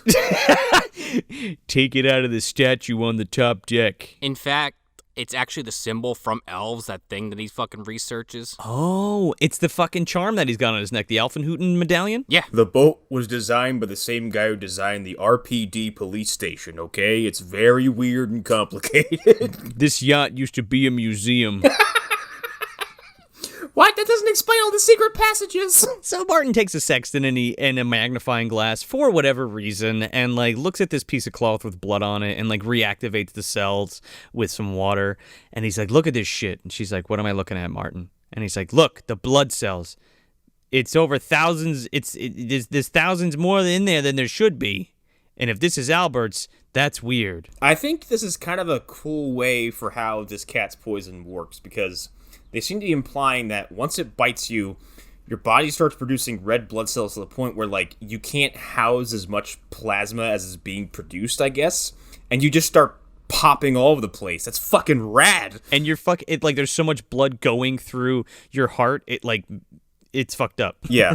Like, it makes it beat really fast and then just fucking pop. You essentially overpressurize. Like, you just start bursting at the seams like your pipes that are under too much strain. It's kind of fucking rad. I was kind of hoping someone would actually explode, and that doesn't happen, so. There is a sequence that we'll get to, and it looked like the effect didn't work, so it was like a post thing. Yeah. So then we go to probably the most fucked up scene in the movie, where Walter comes into the room where Bobby's working out, I guess watching her Jane Fonda fucking workout tapes that she just had on her. You're better than Jane Fonda. Boy, is it ever an 80s workout video. And, Walter, he can't fucking help himself. He's a horny old man, and he's got to get his hands on her. He's a rich, horny old man. And that's the worst part. Because he thinks he can fucking do whatever he wants. Yeah. Right, well, he's rich, he's old, he owns the boat. And she's not going anywhere. What's she going to do? He goes right up to her, and first he's hitting on her, then he's sniffing her hair, and then he fucking grabs her stomach, and she's kind of like, yeah, okay, this is starting to get really uncomfortable, like, I'm trying to work out. Like, she doesn't immediately tell him to fuck off, she kind of gives him, like, a chance. To fucking stand down. I physically recoiled when he grabs her stomach and starts caressing her. I was like, Yeah, it's gross. And he says some shit. He says some shit like, he's like, hey, listen, you don't have to worry about working out because I'm getting tired of fucking playing cat and mouse with you guys, so you better start fucking. And she's like, what? And he's like, yeah, you can get the fuck out unless you give it up. She's like, what are you talking about? He's like, I got a lifeboat. I'll fucking throw you right out there. And then proceeds to force himself on her. Yeah, and thank God, I didn't think I was going to say this, but thank God for Lance. Lance's face turn. Yeah. Literally. He's a nice guy, right? Dude, this guy runs in, sees this happening, and clubs fucking Walter. He punches him in the gut. He is ready to beat the shit out of this extremely wealthy man. Because fuck you, man. You shouldn't be doing that shit. I love it. Yeah. But then, no bullshit Harvey steps in like 2 seconds later and is like, I've had enough of these fucking people. He shoots this son of a bitch in the arm in like a millisecond. He's like, nope, bam. He was literally waiting for anything to happen to shoot one of them. His gun's all sweaty because his hand's always on it. He's about to blow Lance's fucking brains out. They're like, no, you won't do that. He's like, oh, fucking watch me. And he cocks the gun. He's just waiting to murder these kids for any infraction. You wouldn't. He's like, boy. And even Walt's like, wait a second, I was trying to rape her. Don't kill him. And then as he's about to blow Lance's brains out, Corey comes in like a fucking linebacker out of left field. Tackles this guy and knocks the gun out of his hand. And then you think Corey's gonna like take him out, and then yeah, no. George Kennedy stops and collects himself and just beats the shit out of this guy. Like 1, 2, 3, Corey's on the ground. Dude, he lays the fucking gorilla fist right into him. Like I said, especially when this scene is filmed, like there was a shot where it's further back in the room, so everyone's kind of in this like almost like a diorama or like a panorama setting, so you can see everyone, and so Corey's a fucking speck physically next to George Kennedy. Like, it's embarrassing, especially that one shot where he punches him in the guts and like Corey pops off the ground. George Kennedy's huge. I'm like, man, you're not getting back up. That's probably like your liver's probably screaming. That's like 100-pound punch. Yeah, exactly. You'd be sucking wind, and like he just like casually just like hits this dude in the ribs and bends down to grab his gun again. He's like, that's it. Well, it's like every punch from George Kennedy's got to be like 200 psi's of pressure on this guy's fucking gut. Oh God. He's so fucking big. He's got like those big show hands, man. Yeah. Corey fucking falls down and he big boots him in the fucking chest. Dude, he might as well. And then he goes to pick the gun up, and while this scene's going on, like, you kind of can hear the cat freaking out in the background and no one really acknowledges it. The cat? Okay. The noises of this fucking cat are like the ADR of the fucking cat, just regular cat noises are like are just happening at random times in the movie, and it's just like just like to signify that it's around. And the thing is, they're all looped, so it's the same 3 sets of cat noises. So it's like, I think when they were getting on the boat, it was like meow meow meow meow meow meow. Well, this scene the entire time before shit goes down while she's working out, you just hear in the background. And no one fucking like reacts to it. No. Someone's like, will someone calm the Tasmanian devil down, please? Like, so this fucking cat once again comes out of the mouth of the regular cat and bites George Kennedy's Achilles tendon and just like rips the back of his fucking heel off. this cat absolutely destroys his ankle. It's disgusting. Oh my God, bites through his shoe and everything. Dude, he death rolls this motherfucker. He does death roll. Yeah. And George Kennedy, it looks like he's stomping out a fucking mud hole, like trying to escape from this thing. He's like, ah! And they're just like totally ignoring him because he just shot their friend. Yeah. And he collapses, and his foot, holy shit, is it bleeding, dude. And they all come into the room and they're checking on Lance and totally ignoring him, except for Walt. They're like, oh yeah, this gunshot. When we got to take care of this. Meanwhile, George Kennedy's on the couch, like about to faint. He's in so much pain. He is losing blood rapidly, and he's just like for the next like few scenes he's in, He is selling this as hard as he possibly can. Like, he's like, oh, God, mother of sweet Jesus, ah! It's great. Walt's like, what happened? He's like, the cat. And fucking Martin comes in, like, looks at his foot. He's like, Jesus fucking Christ. He's like, what? It bit right through his shoe. What if no fucking cat did this? He's like, this wasn't a cat. What are you talking about? We forgot to mention, after he gets away from the cat, the only other one that sees it is Bobby, and the cat's like running around. Yeah. Kind of like the elf in Elves. Yeah, kinda. And it's like, it's popping out like a fucking gremlin, like taunting him and laughing at him while he's like firing the pistol at it. George is trying to shoot it, and he like blows a bunch of fucking liquor bottles away, and the fucking cat's laughing and it's running away. There's this creepy shot, man. I think I've mentioned this on the show before, but it always skeeves me out and freaks me out. But like, you see it just like the frame cuts to it and it like just dips out of frame down a stairwell, and it's clearly like a dog with like a fucking rug on its back or something, but it's creepy. Yeah. But yeah, back to him being finally checked on by Hedgeworth, and he's like, yeah, this looks bad, and George Kennedy like lays on the couch and is just sweating profusely, and Hedgeworth is like, yeah, we analyzed the blood, and if this thing bit them, it's poisonous, and it's bad. Let's just put it that way. Yeah, he says like his heart's racing and shit.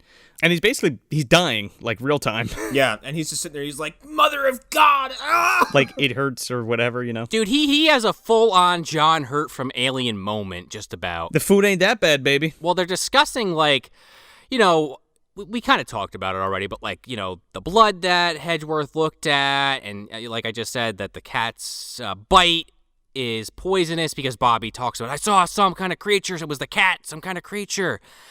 And George Kennedy's leg, like near the wound, just starts bleeding. And then his chest, like, I make the John Hurt joke because it's like literally, I was expecting an alien to pop out of his fucking chest. Oh, okay. Yeah.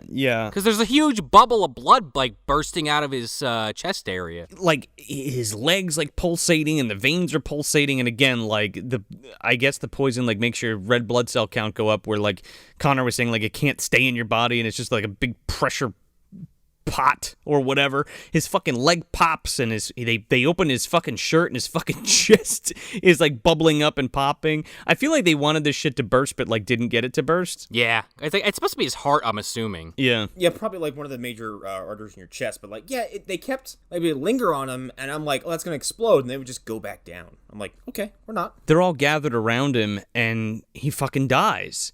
But there's this weird cut in the international version where like he dies, and then he, like, pops back up for, like, a jump scare, and then we cut to the outside of the boat. What? Yeah. That's weird. And, like, when they gathered around him, I'm like, that's gonna explode. They're in a splash zone. Yeah. Oh, yeah, exactly. They leaned in, like, he's just like, eh. I'm like, oh, that was disappointing. Like, it should have popped, right? While this is all going down, Rachel and Suzanne run to the captain's cabin to call in, Mayday.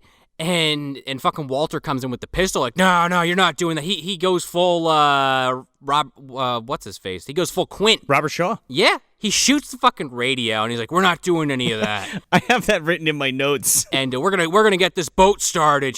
And Rachel's just like, it's overheating. That ain't gonna work. He's like, I don't fucking care. He's like, we gotta get this fucking boat started. I gotta get to the Cayman Islands. And, he's like, if you don't start this fucking boat, I'm gonna shoot Suzanne in the face. And they end up like having a scuffle or whatever, and then he mans the boat trying to start it, and while he's not looking, she like picks up a fucking fire extinguisher and like shoots him with it, and he ends up dropping the gun. Yes. And Suzanne takes it and is like about to shoot his fucking dick off. She goes, if he moves, blow his balls off. Keep the gun on the scumbag, and if he moves, blow his balls off. Side note, this is also probably the first scene that we get that begins the slow and kind of depressing fall of Suzanne's psyche. The descent. She immediately breaks in half and then just continues plummeting. Yeah, just keeps spiraling down that fucking hole, man. I kind of like it because like she's probably never had a gun pointed at her before, and she's looking at a guy who's like, oh, I'll totally kill you right now, and not even think about it. I'll go to sleep right afterwards. Oh yeah. From that moment, she gets a moment of temporary power over this guy.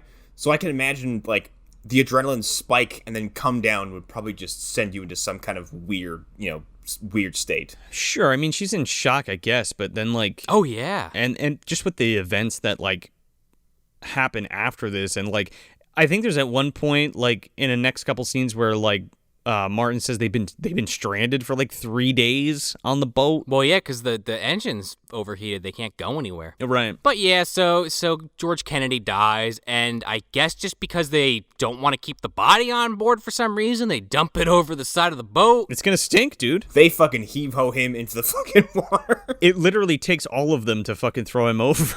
Yeah, it's like fucking throwing a log overboard. Like, a whole tree. yeah. But yeah, and then they lock up Graham, and they're like, you got to stay in your fucking room or whatever. And then they kind of try to figure out what they're gonna do, like how to fix the engine, what they're gonna do for food and stuff like that. They go to check on Graham. He has a noose hanging behind him. He's like, I'm okay now. I'm all better. I want to come outside. Meanwhile, Corey's like, yeah, you're a big disappointment to me, man. Yeah, I'm all better now. I'm not a scumbag. I'm not a wealthy white guy anymore. I shaved off my mustache. I just want to go to sleep in the hot tub. We fade to nighttime, and just to kind of expand on what we were just talking about, Suzanne is sitting there like in the cabin of the ship with a fucking flare gun, just kind of looking around her, scared out of her mind of this cat. Yeah. Which I was kind of upset she never got to use it. Yeah, I don't think it was in the budget, but that's okay. Sure. And they hear a noise. It's her, Lance, and Bobby in the room. And Lance is kind of like laid up in his bed with a sling. He's like, yeah, it came from the closet. He's like, can you check it out? And Bobby's like, okay. She's all about it, dude. He's like, it's creek from the boat. She's like, no, it's not. It's a fucking cat could be in there. And she just goes to open it. And I'm like, what the fuck are you going to do if the cat is in there? Yeah, this was definitely like a aberration kind of scene, except different end result. Sure. They didn't have a .22 rifle either, so. Yeah. Or Simon Basel to shoot up the place. I know, right? This cat would have made it off this fucking boat because, like, with only so much like floor space and places to go, Simon Basel would have shot this whole fucking boat to pieces by now. Oh yeah, it would have exploded by now. Multiple times. He would have threw a fucking cigarette in the gas tank wherever the. They find him like everyone else is dead with bullet holes in him. He's like, they were in the way. All right, I just kept shooting. Like, look, I can't explain the fucking broom that was on fire. Okay. Yeah, or the Elton John's glasses. I was bored. I was the only one left. While they're doing that, also, we kind of see Rachel and Hedgeworth trying to fix the engine. And, they've kind of at this point started to have a little bit of a thing for each other and, whatever. But the cat's kind of watching them work. Not attacking them, but watching them. It's establishing their relationship and shit. And then, like, Corey goes into Walt's room again, I guess to ask him something.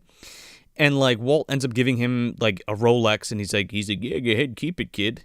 And he's like, thanks, fucker. This is the scene where I was talking about where I was like, all right, now Walter's extra interesting, because... Yeah. I think when you, like, and I've levied this at The Walking Dead, because when they're not doing this, the show is incredibly interesting. When you take a villain and you shrink the scale way down to where it's just them and their personal problems, and and you get inside their head for a little bit, it becomes super interesting. And I think this exchange between him and Corey is really interesting because he's kind of like, he seems defeated, but he's also still like, I'm fucking wealthy, and like, yeah, when this is over, I'll be fine. I'm getting richer all the time. Yeah, and he's like, yeah, whatever. He's like, I'm getting richer by the second. He's like, oh, this is no big deal to me.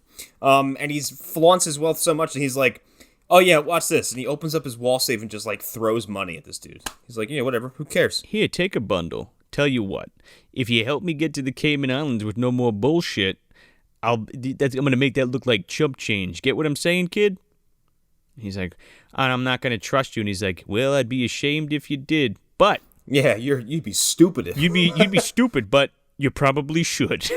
And then it's kind of like, you don't really know if he agreed to this or not right away, but we go to Suzanne's, I guess, room, and Corey kind of fucks with her, pretends to be the cat for some reason. I don't really know why he would joke about that. Because he's a fucking douchebag. Yeah. Because he's a piece of shit, yeah. He's Bradster. And then she is, like, confiding in him about how scared She is, and all he cares about is fucking her, and we don't ever see the deed done, but it's heavily implied, and then it just cuts to the next day. There's, in the international cut, there's like a whole nude scene with her. Really? The implications of this were kind of freaky because, like, the next day she's very guarded and kind of catatonic. Yeah, like, what did he do to her? Yeah, and when he approached her, she's like, "Get away from me," and she clams up and gets terrified right away. So there seems to be some kind of idea that something horrific went on overnight. Probably. He seems like that type of dude. Well, and especially as the movie continues, like, he becomes scummier and scummier. Yeah. He's got that influence, man. Yeah, man. I think Suzanne gets even more scared because they find out that, like,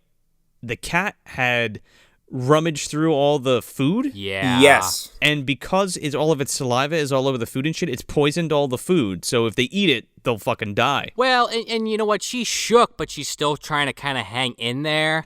When they're all in there and like Martin's like, oh, all the food is poison. And the only thing that jumped in my head was that Tim and Eric sketch. All the food is poison. Your dad's barbecue brisket. All the food is poison. All the food is poison. The carrots, the peas, the celery sticks, the meat and the fish will make you sick. He's just like dancing on the deck of the boat singing the song. Suzanne's crying in the corner. All these school children singing. Pork chops. Poison. Chop suey. Poison. Help me, Hoagie Man! But yeah, so we cut to Bobby and Lance making out in his room, and Lance is like, yeah, my arm, it doesn't hurt at all. I have no feeling in it. Yeah, can you believe it? And he like lifts his arm in the air and lets it go. He's like, yeah, it doesn't hurt at all. But my dick still works. It's not alarming that I've lost feeling in one of my appendages. Right? And in like the span of like 30 seconds to a minute after he says that, I guess the blanket was over his hand and Bobby moves it and the fucking cat has bit the shit out of his hand. He's like missing 2 or 3 fingers. She goes, let me see that boo-boo. And this cat's got a mouthful of this dude's hand. All I can think of is the Family Guy bit where Peter's eating Joe's legs on the raft.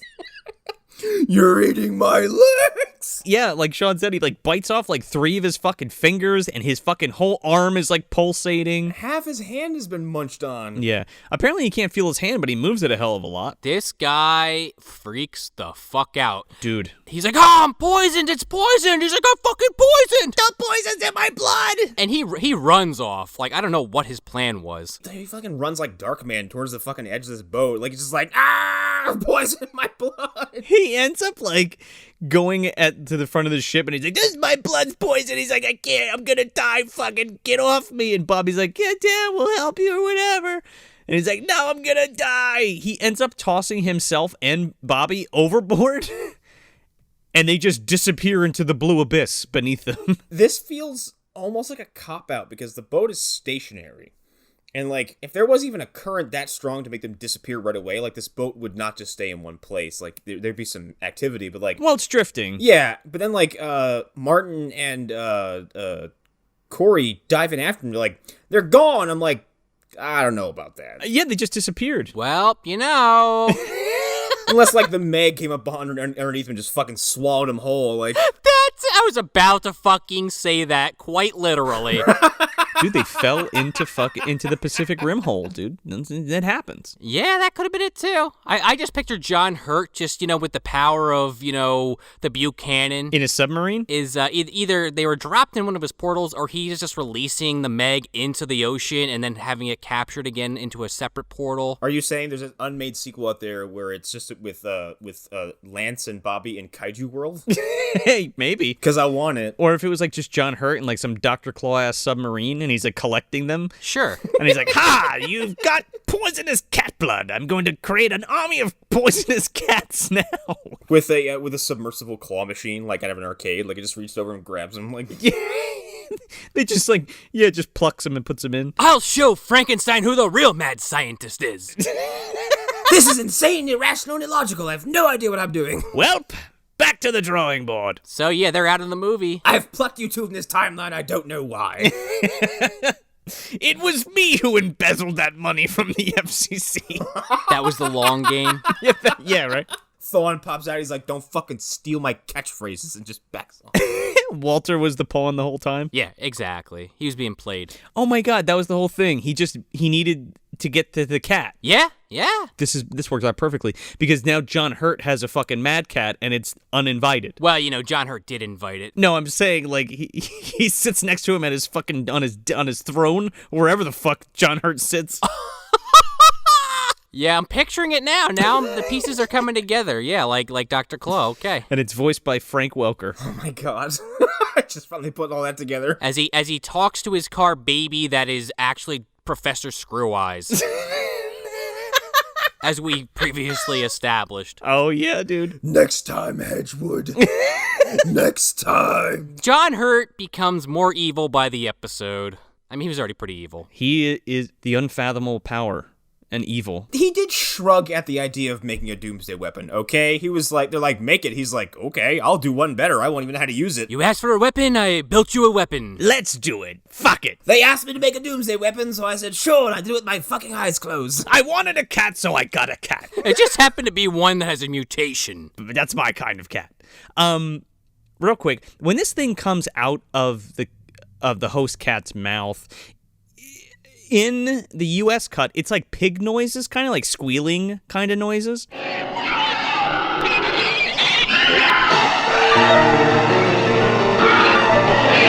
In the international cut, it's an entirely different sound that it makes. Huh.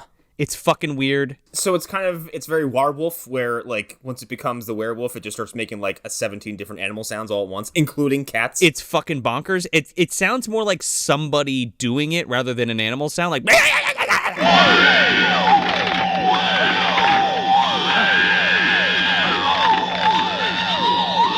Billy's back again? Yeah, he's the voice of the cat. Billy! What would you do with the cat? That would be fucking terrifying if this thing popped out and started yelling at you like that. Oh man, it starts making phone calls, crank calls. Yeah. And then it bites your fucking heel, and you die of poisonous death. And it just yells at you in your face the whole time. Well, he basically does that later. We'll get to it. So after this horrid affair, we cut to the fucking fireplace inside this yacht, I guess, because of course that's a thing. That made me scratch my head because I'm like, this yacht has an actual working fucking fireplace in it. Well, like we said, this guy's got fucking $3 million just sitting around for chump change. Sure, yeah. While they're warming up, Hedgeworth comments like, yeah, Lance, I don't know why he would do that. He just kept screaming, the poison's in me. And Suzanne's like, the poison! The cat! The fucking cat's gonna kill me! We're never gonna make it out of here alive! We're all gonna die a horrible death! It's like, Jesus Christ, Suzanne, cool it. It'll happen to you! Then it, cuts to the next day, and they're all trying to figure out what to do, and then Corey casually mentions, he's like, hey, maybe we should let Graham out, because he's extra hands or whatever, and we can start a cat assault team. Well, right, because Suzanne is just catatonic at this point, and they're like, okay, Suzanne, you just stay on watch, and she, won't even take the binoculars. She's like, eh. Yeah, have the bitch fucking that's cracking up to stay on watch. Well, yeah, bad idea to begin with, but... kind of like Connor was saying, Corey's a fucking dickhead to this woman. Oh, yeah, he totally is. He's like, do your job. He's like, I don't want to hear no shit. Yeah, he makes some kind of, I think he says woman at some point. He's like, be a woman and do your work or some shit like that. Something fucked up. Further cementing my desire to see him get killed horribly. On top of that, the fucking cherry on top, he's like, you brought the fucking cat. It's all your fault. Yes, because... Hedgeworth, he kind of goes down on one knee and he's trying to talk to Suzanne to kind of get her in a better frame of mind, and she says that straight up. She's like, you said it would be a good idea to bring the cat, didn't you? And he's like, yeah, I did say that. And she's like, I just want to make sure Corey knows what happened, make sure he's not confused. Martin tries to diffuse the situation and talk to her nicely and treat her with some respect and dignity. And realizes the fact that she's going through some shit, so you can't just fucking yell at her like a fucking mongrel. Oh, yeah. Well, she's also having some kind of psychological meltdown where she's like, I didn't bring the cat, you brought the cat. She's like, you said we should bring it, it's your fault. And he's like, okay. Yeah, sure yep, sure is. Sure it is. Totally is. My fault. You calm now? Yeah, can you keep watch now? And she's like, no. She fucking draws a heart on her face with lipstick, fucking shoves it in her boob. I don't know what happens. Oh, no. Well, then we go to, I guess, like now Walter's out. They let Corey get him out of the fucking room, and they're just like walking around the engine room. And Corey has like a plate of poisoned food that he's just like, yeah, I put so much poison in this, I wouldn't even want to touch it. Fucking Walt's like, man, that smells good. I'm starving. He also hands Walt the gun almost immediately. He has a second thought for like 1 second. He's like, okay, here you go. And he hands him the fucking gun. But Daddy Hero asked for the gun. I mean, this will come full circle later, but we're in the engine room. Do not shoot anything in the fucking engine room. Yeah. Please put the gun away. Yeah. Well, and while he's enacting this fucking amazing plan, we cut back to Rachel and Hedgeworth kind of figuring out how they're going to try to fix everything. And Hedgeworth's like, all right, so what are we having for dinner? Cereal again, huh? Cereal and champagne. Oh, my God. Ugh. Fucking Walter is so pissed about the amount of champagne he gets. He goes like, that's it? Like, what the fuck? He's like, what? Meanwhile, Suzanne takes what she's given and slam dunks it down her fucking throat.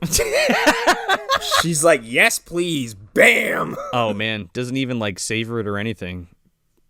And so throw that into the mix, too, like hunger and, like, dehydration and shit, and she's already fucking cracking up. Yeah, dehydration, depression, and isolation, because you're not moving. You were in one spot. Yeah. Also sleep deprivation, because she's like, I can't sleep with the fucking cat running around. Yes. Not to mention her best friend died. Oh yeah, no, sure. Disappeared. All these other people are dying. There's a fucking mutant cat, killer cat on the ship still.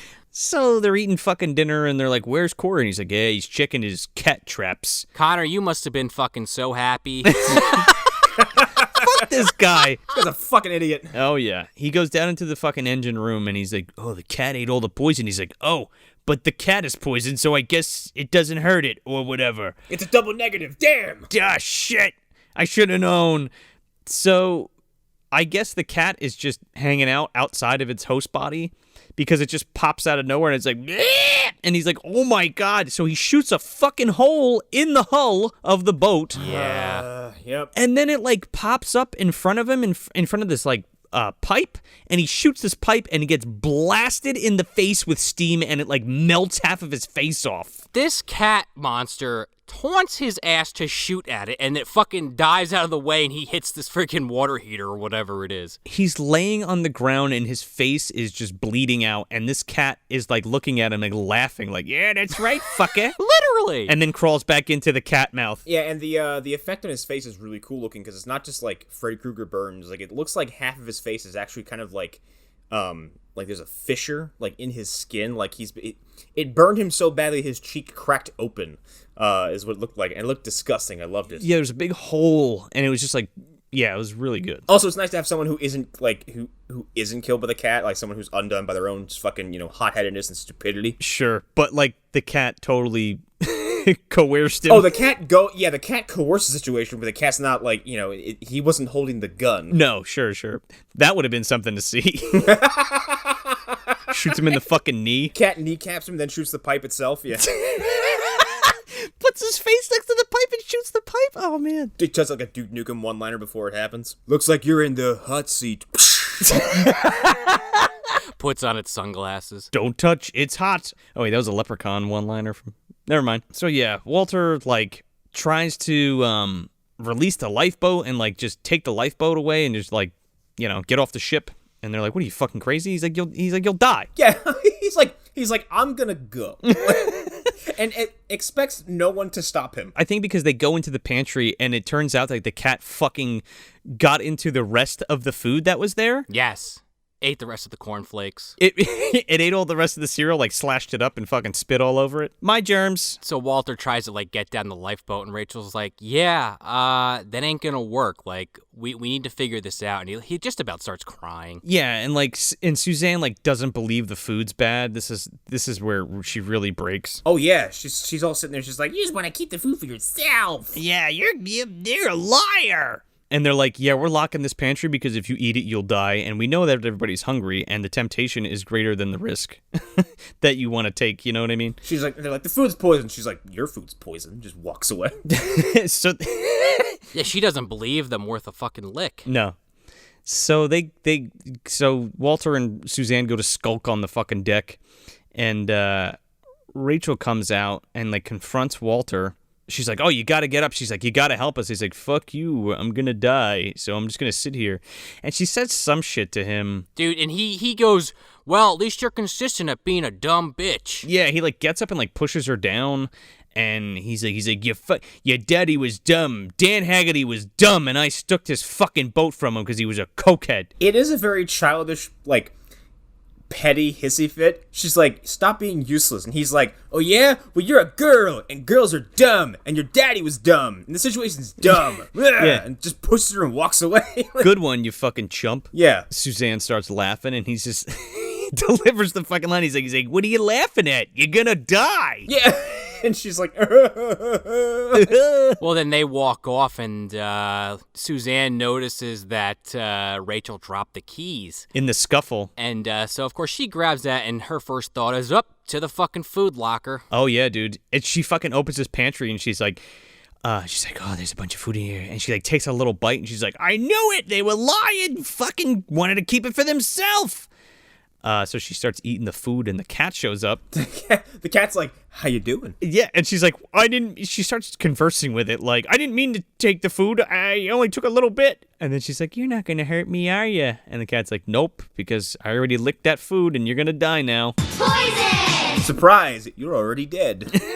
She might as well have died, just like the old man at the end of fucking Night of the Demons with the freaking apple pie. Oh, yeah, dude. The razor blades? Just as painful. Oh, this was ghastly. So, again, there's a lot of bladder work in the neck. And this is that scene where I was talking about, like, her neck bubbles up, and she goes to grab it, and it looks like she was trying to pop it to explode, but then it kind of jump cuts, and then we cut to it again, and it's already, like, it's already pre-popped, and it's all over the place. Yeah, she's already covered in blood, and she's just kind of gagging. I was kind of bummed. I'm like, here it is. Oh, they took it away from me. Yeah. I mean, it happens. Again, it's like a low-budget thing, and if the gag doesn't go off, I mean, it is what it is, and you just got to keep going. I didn't really care because the way this cat, offs you, I think is interesting because you can kind of get imaginative with, because that effect of, like, the blood overproducing and shooting out from everywhere is cool. In this case, like, it's in objectively, one of the worst places it can be, your throat, because it's like, that's just,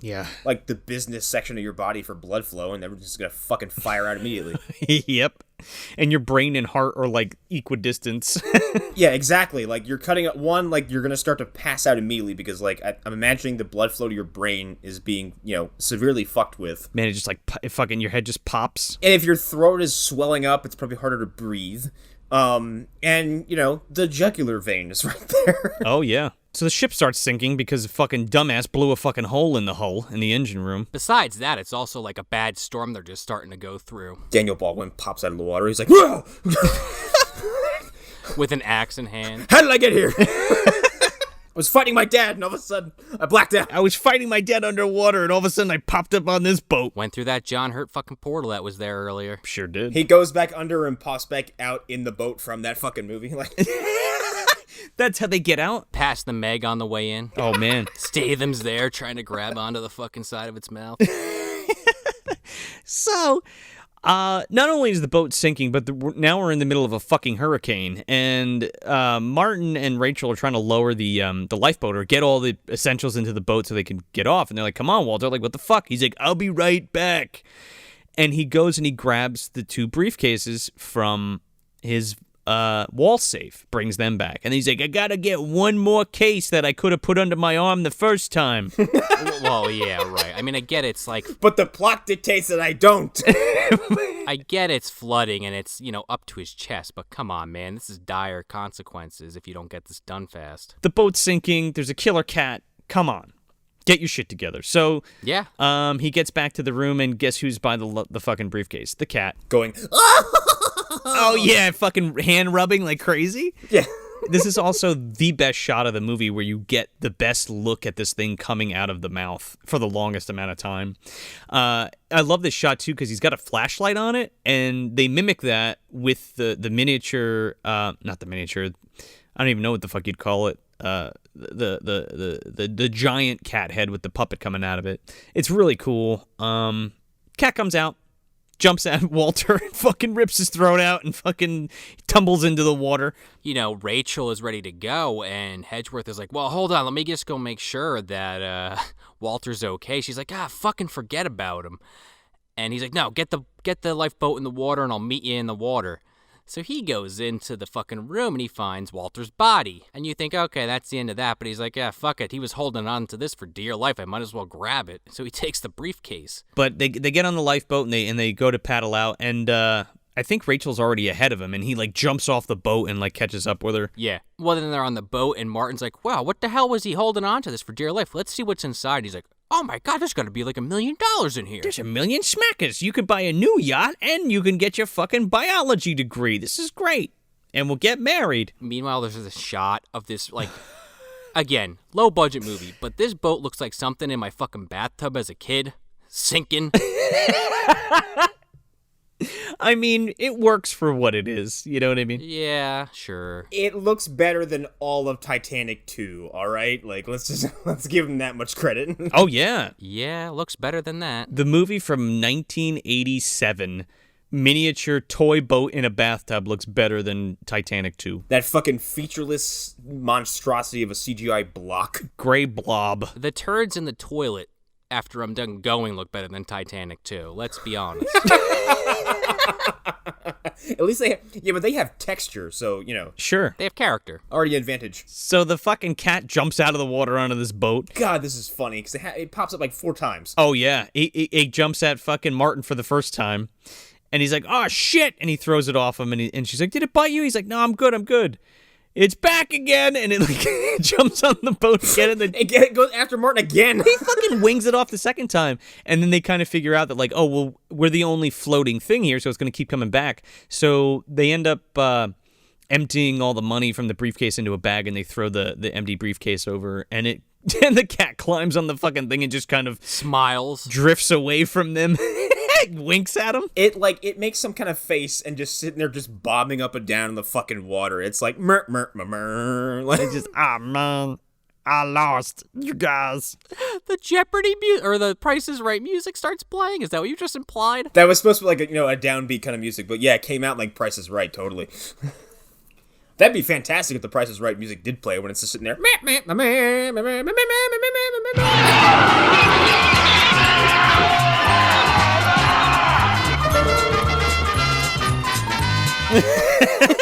This Caribbean guard, or I mean, I guess that's what he is, right? Yeah. In the Cayman Islands. Who's like, hey, hello, your story's bullshit. Go to bed.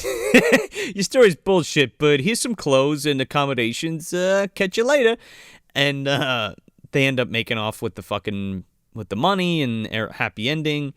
And then we cut to the beach and we see the briefcase washed up, and then we see the cat. Or no, we see a cat, and then Greydon Clark's son comes up and picks the cat up. Well, it's a black cat this time, so it's not totally clear that it's the same creature. Yeah, like it jumped hosts. Yeah, I mean, I guess that's the implication, right? Yeah, I would assume. So that's the U.S. ending. The international cut. Oh boy. I believe that the scene is shorter between them and the Caribbean officer guy, but it shows this kid with a briefcase and running down like a dock, and it's still Greydon Clark's son, and it's Greydon Clark himself, and he's like, what you got there? And he picks up the case and he opens it up, and the fucking cat jumps out of the case at the screen, and then cut to black. Maybe that's why they cut that stuff with him as a scientist in the beginning. Could be. I was going to say, because that would have him get killed in this movie twice. Yeah, well, I don't really know the story. I mean, we're going to have to ask him, but I really don't know the deal with that. So the questions shall be answered. Yes. But that's the movie. And credits. And that's it. That's the Uninvited. So where are we putting this? If this is Uninvited, sorry. Oh, excuse me. The Uninvited is that terrible movie I keep referencing. I know. I keep saying The Uninvited. It's just Uninvited. And I saw the title card and I was like, there it is. The way to push that other movie out of my head. Yes. So where are we putting this? This is a shelf movie. This is a really fucking good time. There are points where the pacing kind of slows down a little bit, and I can see some people maybe disengaging for a few minutes, kind of when there's a little bit too much bickering or kind of, no cat secondary jaw shenanigans, xenocat or catomorph, whatever you want to call it. I like catomorph. Klugelger is hysterical. George Kennedy is unintentionally hilarious, and his presence in the movie is fantastic. The Graham character is great. Even if you don't like the teenagers, like, there's still kind of something they bring to the movie. The actress playing Suzanne kind of gets a little more of a nuanced performance towards the end as she starts to become a little more unhinged. And that cat is fucking ridiculous. Like, once you see it in action, you're like, that is some wacky shit, and I love it. Yeah, shelf. I don't know where to put this, like, between, I guess, like, if I put it between two movies, it's like, I think I referenced Shakma earlier, like, something like that. Yeah. And, like, any other movie where you have people, fucking with an animal or an organism and turning into something that inevitably murders all of them. I can't think of something specific right now, but I'm sure I could later on. The Suckling. Hey, bam! Bam! Also, if you're afraid of water like me, the idea of being trapped in a yacht with something else on the boat that could kill you is fucking petrifying. So, yeah. Shelf. This is such a good time. This movie's fucking bizarre, and it's batshit, and I love it. It really is. I hope that when people think of me, shit like this pops into their head. Because this, again, like I've said this before, but this is like life's blood for me. And I'd mentioned before in the episode, like, I first heard about this as a kid, and I always wanted to see it so bad, and I didn't get a chance to see it until I had moved and I was a little bit older. And I think I mentioned even on the Willies episode, I had bought.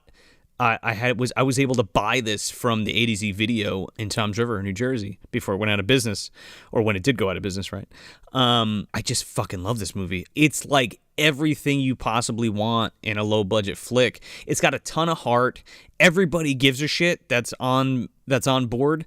You have really great actors. Again, like I mentioned before too, like Greydon Clark's always hired like really great talent, even though they weren't like huge in Hollywood anymore. We still got a ton of talent here between Clu Gulager, Alex Cord, and George Kennedy. I mean, they crush it. The young kids aren't that bad either. They're pretty good, and they go on to have lucrative careers. You know what I mean? And even the effects people. It's just a really good time. I don't know if I can really add to too much what Connor says, because it's one of those things you have to experience to you know what I mean, to really get the full effect here. I love the cat so much, and I was asked one time, like, oh, if you could remake anything, like, what would you make? And at the time I had said The Kindred, because I love that flick, but like maybe it's Uninvited. Yeah, I could see it. Give this a little bit more of a budget. And you can have something really fucking wacky. Like, really, I mean, I think it's good already. It obviously has a lot of the low-budget charm to it. But I think that would be really fun to do, especially, like, with the subject matter and all that kind of stuff. Everything's great. I really enjoy everything about this film. And even though some stuff can get hokey, but, like, it's never to the point where I'm like, this sucks. You know what I mean? Like, it's charming. It's always charming. It always puts a smile on my face when I see it. It's a fucking movie about a mutant cat that lives inside a regular cat that kills people on a yacht. I mean, that's all you need to know. Yeah. It's on the shelf, obviously. If I had to put it between two films, I'd put it between Mutator with Brian James, because that film is about a corporation that makes genetic mutants from cats, but they're like humanoid cats. It's really fucking creepy and weird. And I'd put it between Strays, that 90s movie about the cats who take over this young couple's house that moves into this house. And I think that's the Uninvited is the bridge there that kind of unites those two films. So that's where that goes on the shelf for me. Yeah. Fantastic. I love it. I think this kind of goes without saying, but this is absolutely a shelf movie.